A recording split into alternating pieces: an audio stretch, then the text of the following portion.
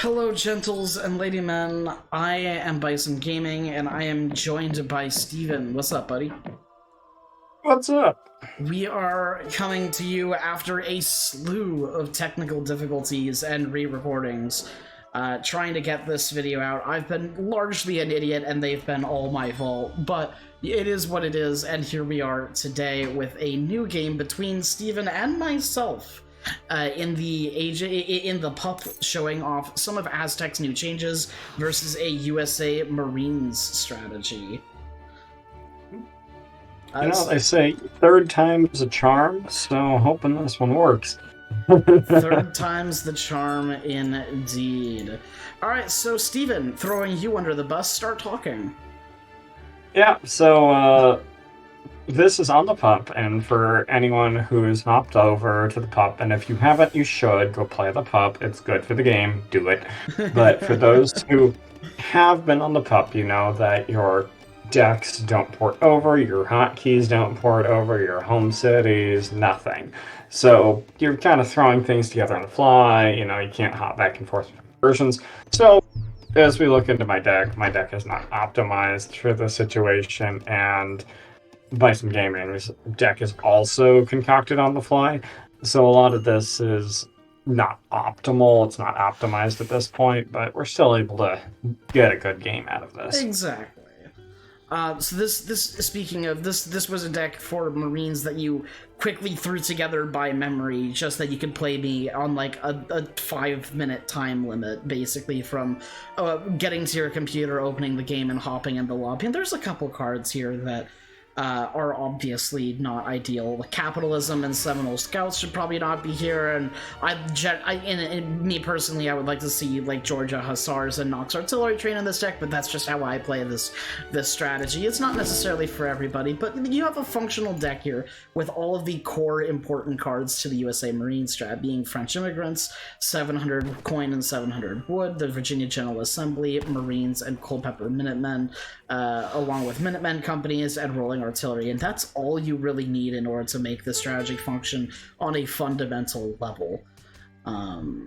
As for over on my deck, this is a deck that I created, and I do actually. This is a bit of an odd-looking deck of 5 cards in ages 1, 2, and 4, and 10 cards in age 3. A very odd-looking deck, especially for a Supremacy game. But I actually do end up using most of these shipments, and it is a pretty cool strategy that is kind of based around turtling and booming using the Ultima Citadel, which we will talk about later, as well as Jaguar Prowlers, both of which we have some mighty opinions about that we will share as this cast goes along. You can see our second card is Calendar Ceremony, and this is in lieu of not being able to send Kalmakak, because Kalmakak sucks and is basically useless now. But I figure the Calendar Ceremony still gives me the Warrior Priest, and I can still age up kind of faster with it, by proxy of aging up sooner instead of aging up quicker. Yeah. And that's kind of the kind of idea behind that. But we'll be fast fortressing with 600 coin as the next shipment into 5 Warrior Priests in Ultima Citadel, and that is the core starts to our build order. Also, I am hella late to age up because I was so distracted by this, if you notice. We had a good set of barbs going back and forth. Like, I was deliberately trying to distract him. He does get the Explorer here, so, he gets the 45 XP, but I get the value of throwing him off for a second. Now, it's not too big of a loss, just due to the fact that I did actually end up training a 16th Vil by accident anyways, and I'm also aging up fast, so there we go. I'm already age 2, faster than him anyways. Yep. But the Explorer goes down right here. And yeah, this was a really fun game, actually. It didn't go, I think, how either of us anticipated it would go, and I was trying to fly by the seat of my pants here, just trying to figure out the best way to get this build order off the ground.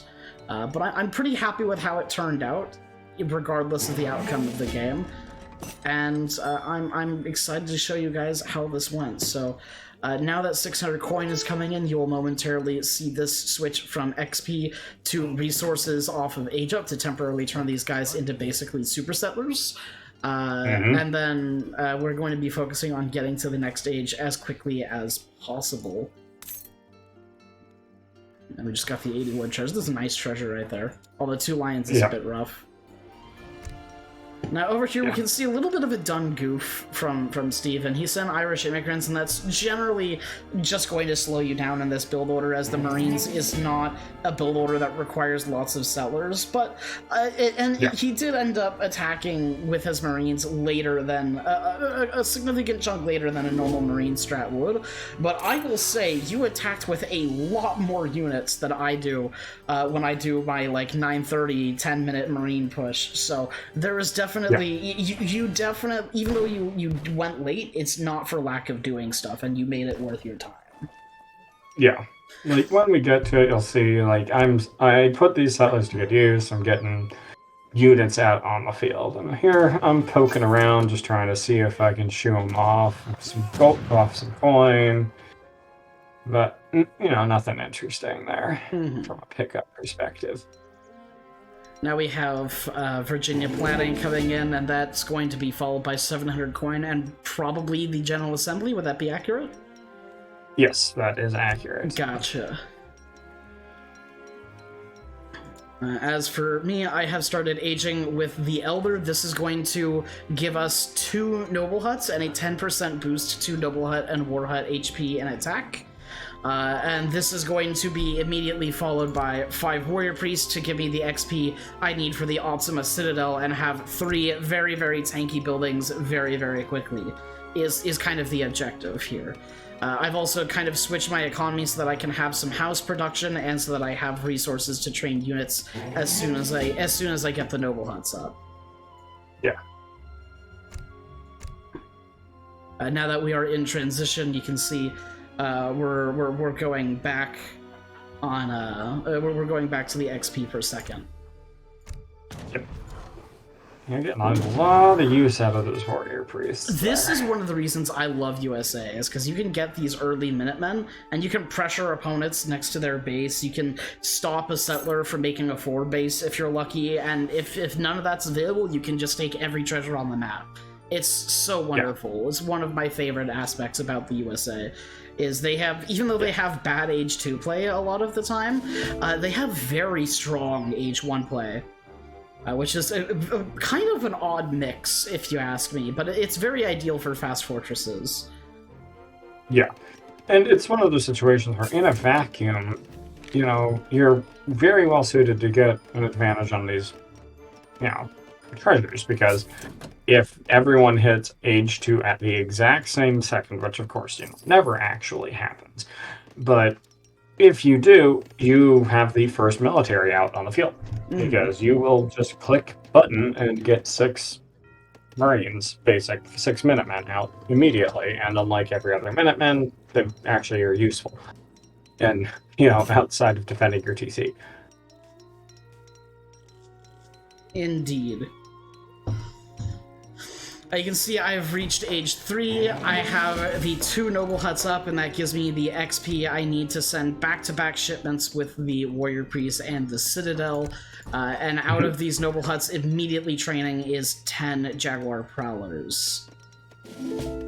This puts us up to 7 Warrior Priests. They're all going here. I'm not dancing for Warrior Priests. I'm just trying to stabilize my economy to a point where I can eventually train Warrior Priests out of the Citadel, because fun facts, the new Citadel that we get for Aztec that functions as their fort actually allows you to train Warrior Priests for coin without having to use any Fenar texts or anything like that. It's very cool and convenient.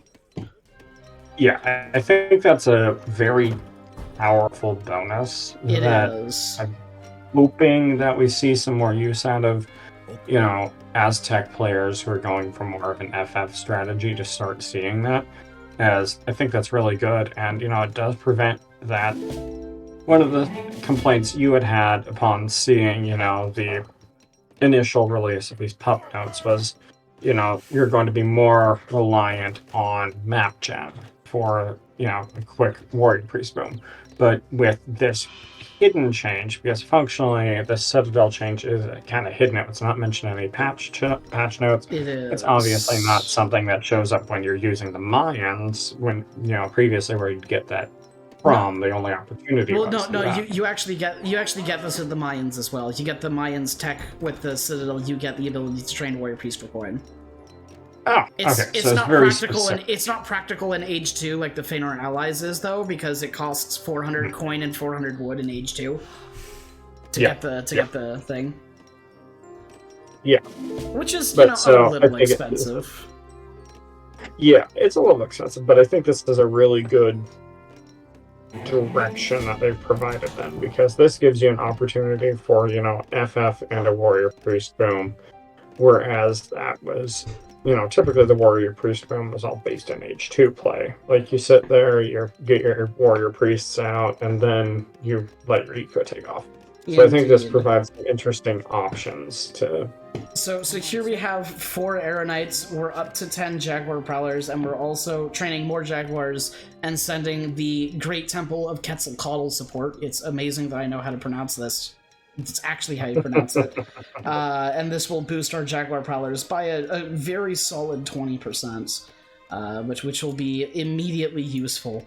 Over here, you have a pretty large amount of regulars here. I generally only have the 5 regulars I get from Age Up when I do this, but you have trained 3 more batches and got your Gatling guns before the push in exchange for pushing about 1.5 to 2 minutes later than normal, which is a pretty fair trade-off. You have a very powerful force here, but in we go. You're obviously down 1 Marine because I sniped out that Minuteman at the very beginning of the game. But here we go. Lots of high siege units versus some buildings and a total of 19 Jaguar Prowl Knights. 19. Yeah, and what you'll see here is that 1 missing Marine would not have been impactful. Indeed. So this point, I move my villagers into cover, get the TC firing a little bit. But importantly, the Jaguar Prowlers have the new promotions ability, which is very, very handy in short skirmishes and when you can get the enemy because they're not paying attention. The Arrow Knights have sniped out 2 of the 3 Gatling guns, and the Jaguar Prowlers are getting the rest. But here in the small skirmish, the Jaguar Prowler Knights have completely dominated this battlefield. In this regard, and we're fighting under the Citadel, which how many promotions you're getting here. You're getting so many promotions. Indeed. We also have the Warriors coming out from the plaza here, and this entire very high siege, I might add, army was just completely obliterated in a couple of seconds. And did not get a single building. Yeah, not a single building was destroyed. Not 1 house, not 1 noble's hut, certainly not the American Citadel. For a cost of, on your part, 10 Prowl Knights and a couple vills. Yeah. Like, that's... The change to the Jaguar Prowl Knight is really strong situationally now. No kidding. Like, it's very strong and the promotions are very valuable. However, I don't think it's OP, and you will see why later as the game progresses.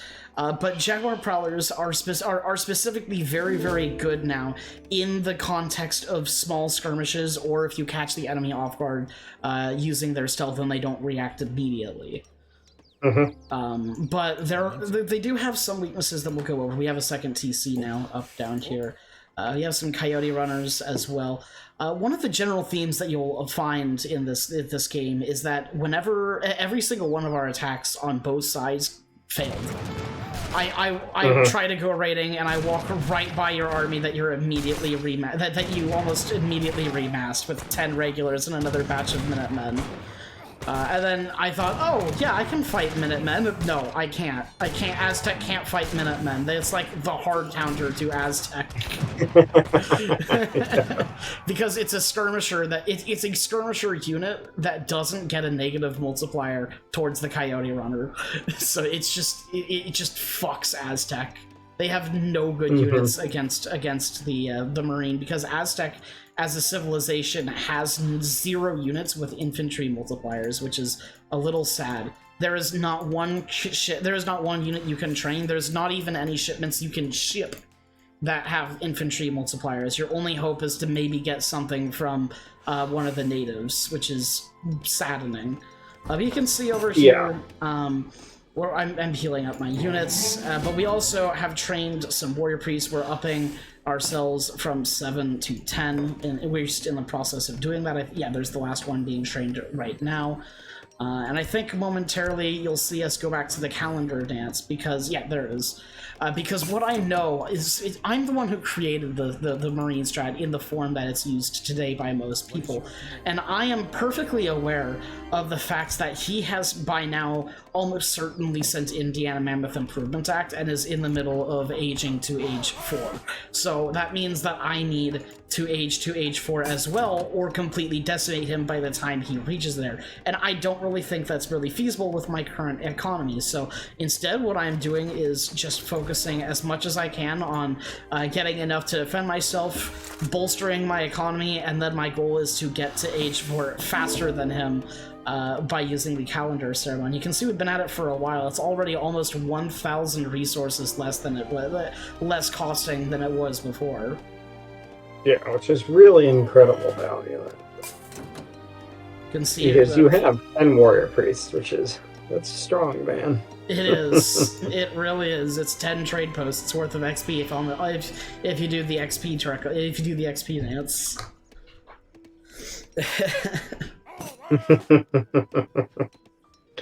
But one thing I think I'd kind of like to see it from a change is, like, one thing that we noticed in a previous viewing of this recording is that the Arrow Knight's nerf that's listed in the PUP is not in effect. Yes, actually, that's a good point.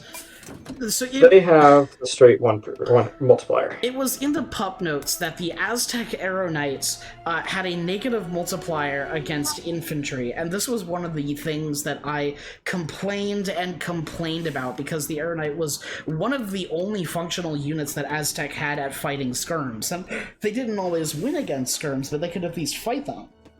You know, and now that was suddenly becoming not really an option anymore.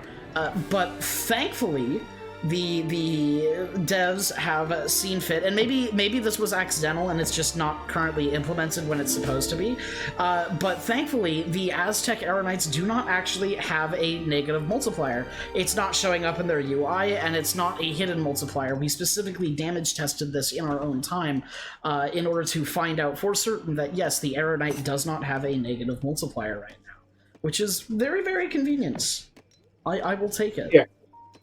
So one thing I'd like to see actually is to not include that nerf and actually maybe even give them a bit of a multiplier, turn them into from a I wouldn't give them a multiplier against infantry.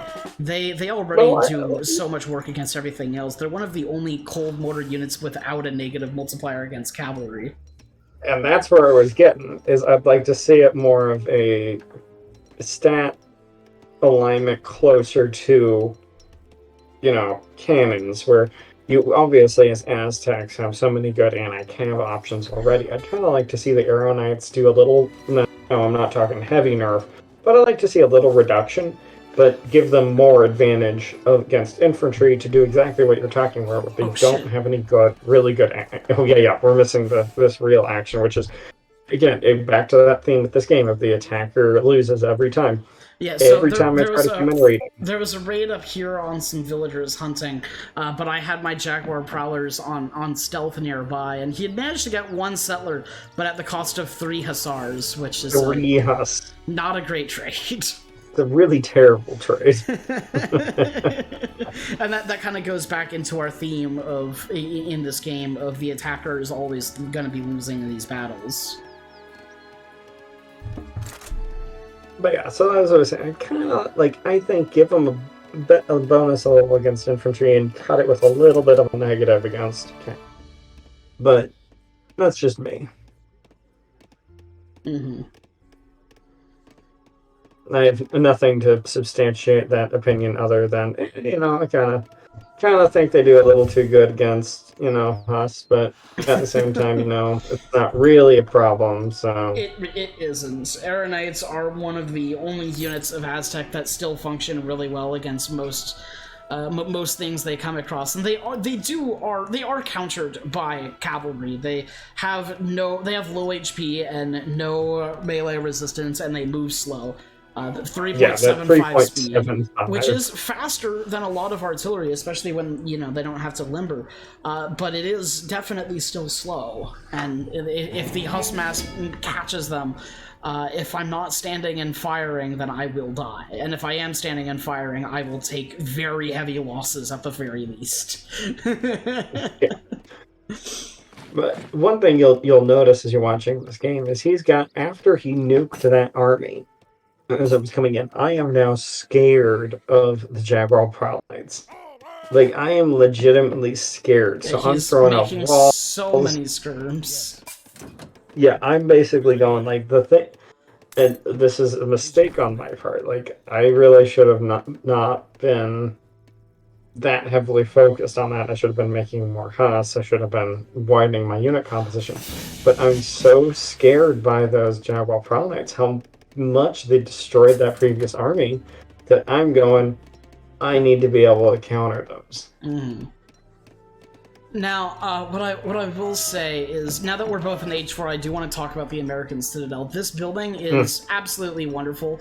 Aztec finally have access to a fort, which means they can combine this fort with their outstanding card Town Dance, which, when used in conjunction with Warrior Priest, gives your buildings a frankly stupid amount of HP.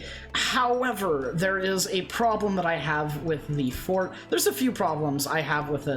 And the first one is that it has 24 range, and this makes it the only fort in the game without 26 range, meaning it's also the only fort in the game that can't shoot back at falconets, which I think is a pretty sizable issue. Yeah. Let me just go over here, take out one of the Gatling guns. The other one's gone. And look, and there's the Jaguars. And here we're also going to talk about one of the weaknesses of Jaguar Prowler Knights, and that is that even though they do have promotions, the promotions are of course reliant on them getting a kill. And while this is definitely doable in the scenario of short skirmishes, or when your stealth catches somebody off guard, it is not feasible in the later game when army sizes are huge and range enemies and range units destroy all, just because they don't have to deal with pathing in order to deal damage like the Jaguar Prowler Knights do. And as such, even though the Jaguar Prowler Knights dominated the game in the early bit here, especially during that first fight, they get progressively less and less and less useful and become more of a liability the later the game goes, which we kind of discover in this game itself here. But I have plenty of Aeronites now, which is kind of entertaining. Plenty Aeronite. But yeah, it's very much the Jaguar Prowl Knights really shined in this match early when they were dealing with, that push where he was able to capture. The micro was relatively on the easy side. But once you start getting into these H4 battles where, you've got 100 military units on the field, as you guys saw in that match, the promoted ones didn't last very long, even with 500 HP on that. And so you're not getting a lot of good value out of those promoted units anymore. Whereas in that early push, when he got 20 of these guys on top of my army and just evaporated, and was able to put those to really good use in defending against raids, where you have these really nice upgraded units that are able to kill Huss, like 2-3 swings, basically. Indeed. So, yeah, it's definitely a good bonus, but I completely agree, it's not OP. Like, as someone facing off against Aztecs now, you have to be aware. You definitely have to be much more wary of those Jaguar pronouns. And yeah, just like that. They are still good at countering Huss to a degree. Not as good as... They don't have as high of a Huss multiplier as anti-infantry, but nice thing about Air Knights, they don't have a negative multiplier against Huss, so I can just peck away while he's not hitting me. Yeah. And once again, the attacking player loses the engagements. Mm-hmm. What a funny in battle. But let's talk about the Citadel for a little bit. So the Citadel has 60 attack, very solid, but it's missing the range it needs to counter the Falconet. And the American Citadel is also supposed to be a direct copy of the one that you get with the Maya Alliance, with the Maya Natives. But it doesn't actually have all the bonuses that the Maya Natives one has, as the one that you get with the Maya Natives also doubles as an extra native embassy in that it can train native scouts and the native units for any native civilizations that you are allied with. And that is not the case for the American Citadel that you send in Age 3 with Aztec. Additionally, this is also the only fort in the game that has 0 kind of Age 4 upgrades. There's no Star Fort equivalent, and also none of Aztec's cards or age ups that affect War Hut and Noble Hut, HP, and Defense affects the American Citadel. The biggest sucker punch to this is actually this card here, Stone Towers, which is what Aztec uses in order to make their Noble Huts and War Huts able to fight back against Falconets. It gives them an extra 6 range and line of sight and allows them to, and it gives them a total of 30 range so that they can shoot back against Falconets. But that's not the case with the American Citadel, which is probably the most important one that needs access to that. You know? And I feel like that's an oversight currently. I think where it is. I think it'll get I patched. hope that they see that. I hope it gets patched. I put a discussion on the PUP on the PUP forum about it, and I think so did Kinda Cat as well, another good friend of ours. Yeah. But so, and whereas with the upgrades, I think they should probably be added. I don't think it's so much an oversight. Well, it's not. It's more of an oversight and less of a bug situation, where it probably should have some H4 upgrades, where it wasn't a concern, you know, when it was a Maya exclusive, not Maya native exclusive, but now that it's kind of a standardized port, it really should have some sort of standardized port upgrades. Indeed. Just to give that the better defensive capability. Indeed. Now we have a bit of a lull here, and this will continue to be the case until this thing comes by. So I'm just going to fast forward a bit here, as nothing really noteworthy happens, but we're just continuing to build up our eco, and my Aero Knights are continuing to just do their jobs. We have a steamer that was coming around the shoreline here with the intent of maybe sneaking some trainable troops here, but alas, my third CC was in the way, and so that ended up not exactly going according to plan. Yeah, I come in, I'm gonna go like, hey, I'm gonna train a batch of Huss, Nope, and I get shot, and it's like, nope.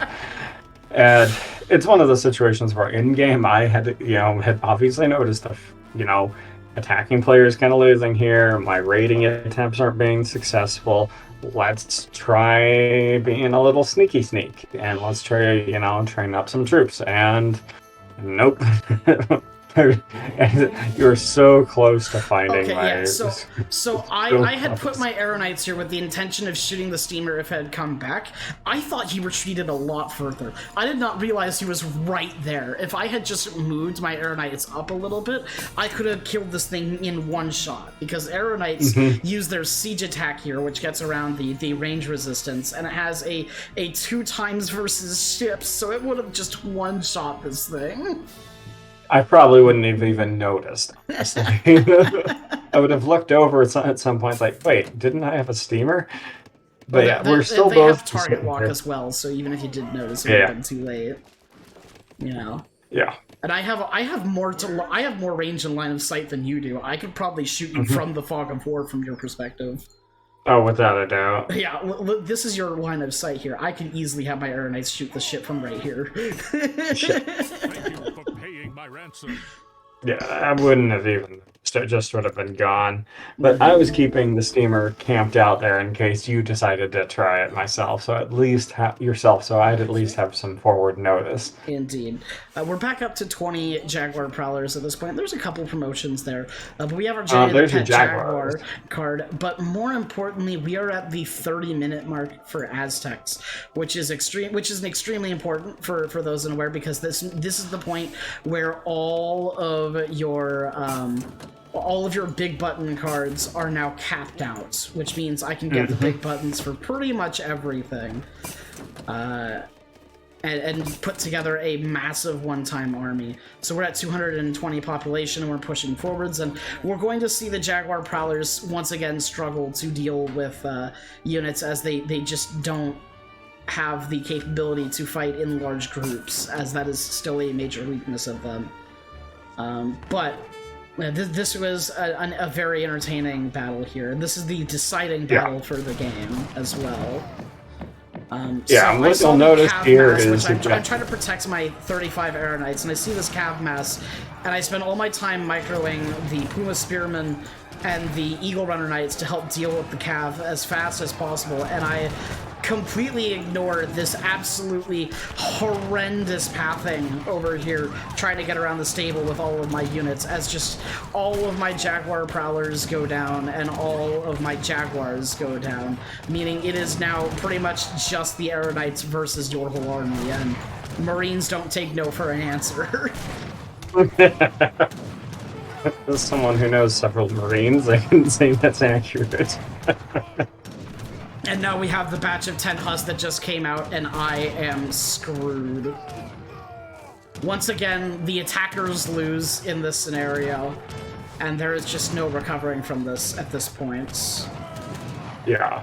I try Unfortunately, to get some Jaguar Prowlers and some Eagle Runners, and I try to also make some Coyote Runners to help deal with these Marines, but it is just no use. We can fast forward here, and it just goes... I managed to deal with all the cav, and then it's just train 10 more. But here we have lots of Coyote Runners. We can see them being trained, and the game is just going downhill.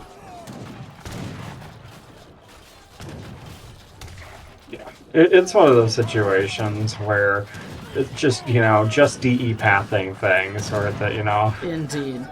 Overall, I was a really big fan of this strategy, though, because I was able to completely defend your stuff, and then I had a capability to do a kind of tiny push, but I knew that you had probably already remassed to a degree, and just kind of let you be, and boomed myself, and you know what, this was I think this build has some merits. This build definitely held you off, and I was on pretty even pathing with you for a lot of the game. I just couldn't keep it at the very end here. And I'm happy with this game overall. Yeah, I think this is a very good game, and I really do think it came down to ultimately just that film pathing there. It would have been a different final battle if you weren't behind a wall, that's for goddamn sure. And that's the kind of problem with a lot of melee units in the end game of Age of Empires 3. Is just walls and pathing in high numbers. Yep. And, realistically, as far as the early modern history stuff goes, there's a reason we all shifted to guns instead of, whacking at each other with swords. It's like, yeah, if you can shoot a guy from behind a wall, you kind of win. Indeed.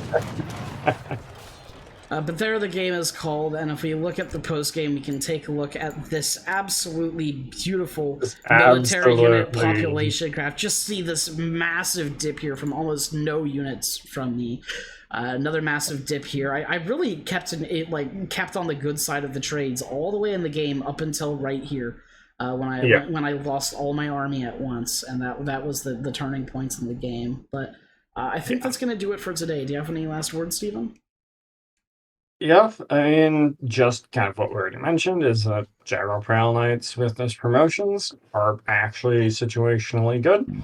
And, start looking for some play with that. If you're an Aztec player, try to start using it. If you're playing against Aztec, watch out for it. And American Citadel is really good, and hopefully we see some, corrections. Hopefully we see some of these oversights adjusted for, bugs fixed, so that it really takes a place as a fort for the Aztecs. Indeed. But with that out of the way, have a great day, gentles and laymen, and goodbye. Still my heart beats again and again. I'm always searching for a love with no sense within my head. Till that day when I see that I met the most amazing